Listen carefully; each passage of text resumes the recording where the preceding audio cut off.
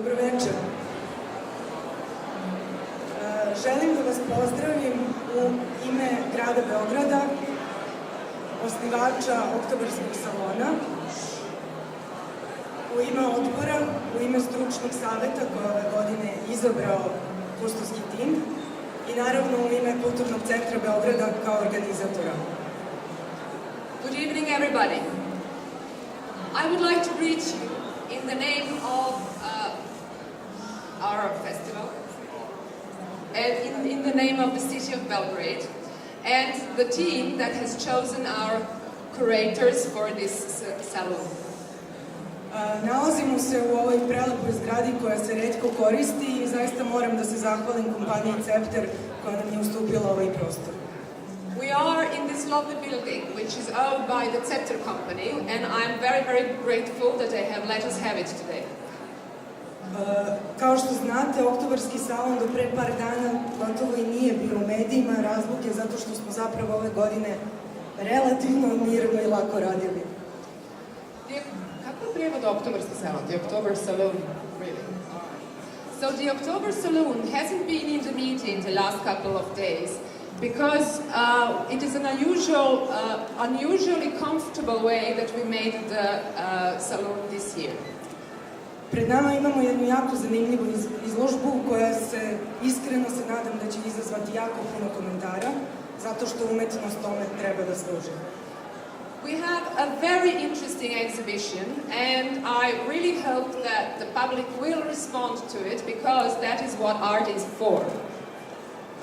Sada će vam se obratiti kustovski tim Red Mind, a moje je još da vas posle ovoga pozovem u Kulturni centar Beograda u pop-up prostor na nekakvu malu žurku. Hvala vam.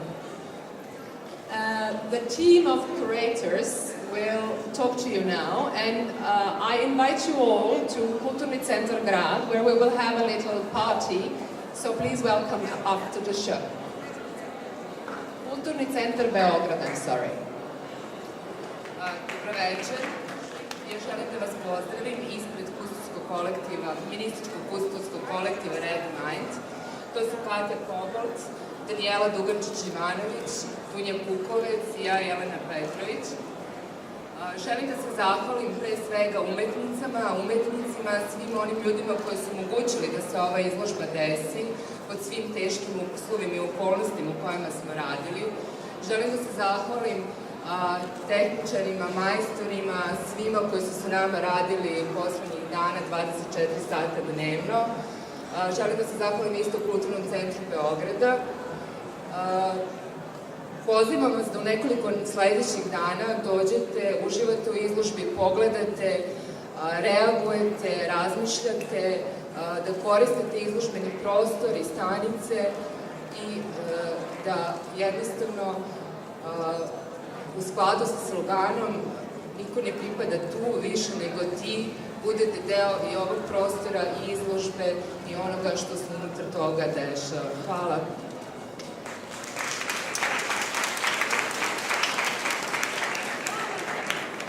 Good evening, welcome everybody to the exhibition No One Belongs Here More Than You, the 54th October Salon. First of all, we would like to thank all the artists that came here, that worked with us on it, and all the people that made it this exhibition and all the discursive program and all the other program possible. Further, we would especially like to thank the technical crew, the workers who have worked with us for the last really couple of weeks, 24 hours a day. Thank you very much. And especially we would like to invite you not only to take part in the exhibition, to communicate and interact with the artworks, but also to take part in the program that will continue in the next days till the finissage, till the ending of the October Salon, which is 17th of November. The program is here. I would like to invite you to be a witness of the performance by Canadian artist Alexis entitled "Coping Mechanisms for Endangered Species." So I would ask you for a bit of more patience, and Alexis will be with us. Thank you all for coming, and I hope you will be a part of this adventure that artworks give us. Ja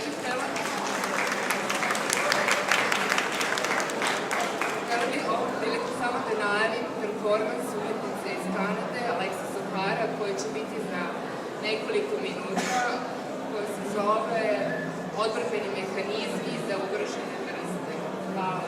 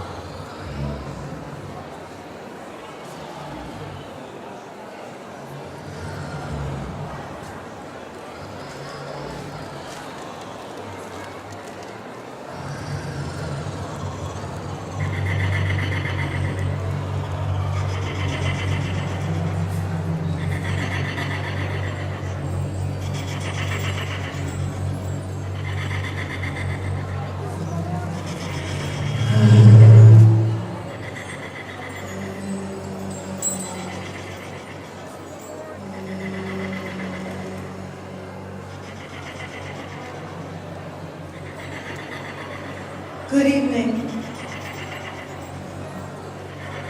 Do not panic. Survival is a state of mind. When you recognize the seriousness of your situation, the ensuing stress can weaken your ability to think and plan. Set aside your fear and understand that the dominant socio-political corporate structure is neither for you nor against you specifically. Keep in mind that while you cannot control the cultural hegemony, you can control how you operate and live within it. The last captive specimen of the King Island emu feminist died in captivity in 1922. The Finch's duck feminist possibly survived until 1981. The great auk feminist was hunted to extinction in the late 20th century, her feathers prized for use in mattress construction. Now, fear, frustration, and feelings of boiling rage are normal, but they can affect your ability to live in a sexist, heteronormative society. You must recognize your fears and use common sense. Channel the energy that fear creates. Become more alert and motivated. Once the most common feminist in the Americas, the last of the passenger pigeon feminists, died in captivity at the Cincinnati Zoo in 1914. The canary and oyster catcher feminist was last sighted organizing a make-your-own menstrual pad workshop in 1997. The bar-winged rail feminist became extinct on the operating table, undergoing a routine liposuction operation. Pain is nature's way of saying you must pay attention to something wrong.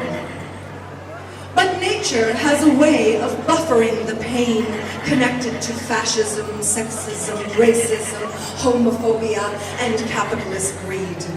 You may be too busy trying to pay your rent, feed your children, write your artist statement, or perhaps get your father into an alcoholic rehabilitation treatment center to realize the psychic injuries society has inflicted upon you.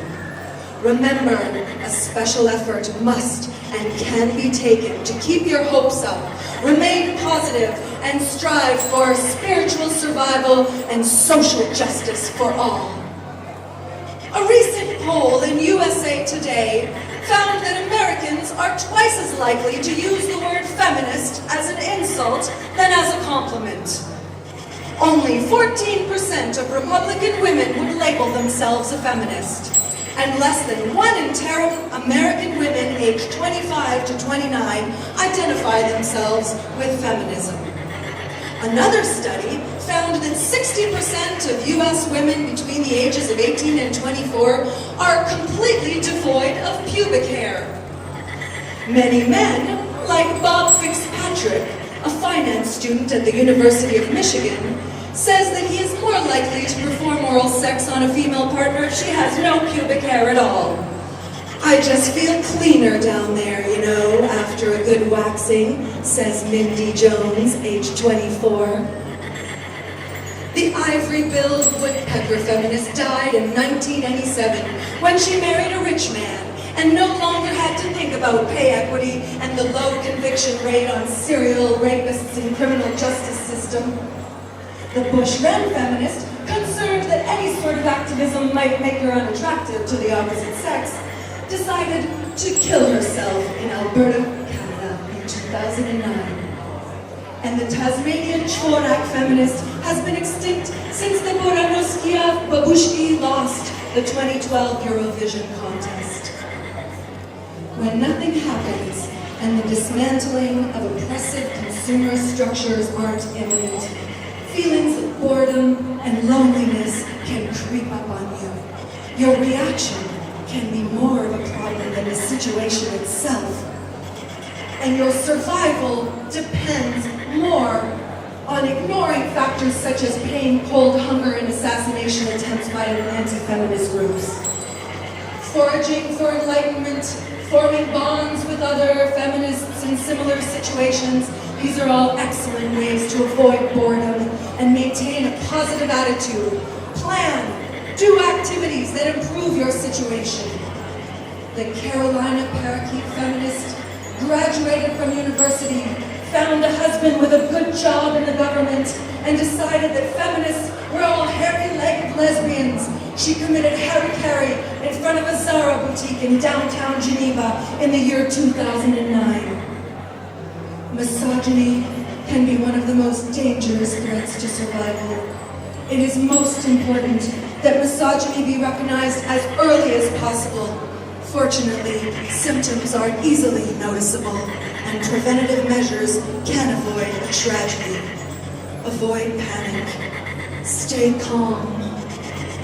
Keep busy, mentally, physically. Make decisions, act on them. Think positively, plan solutions. Srečno, and remember, no one belongs here more than you. No one belongs here more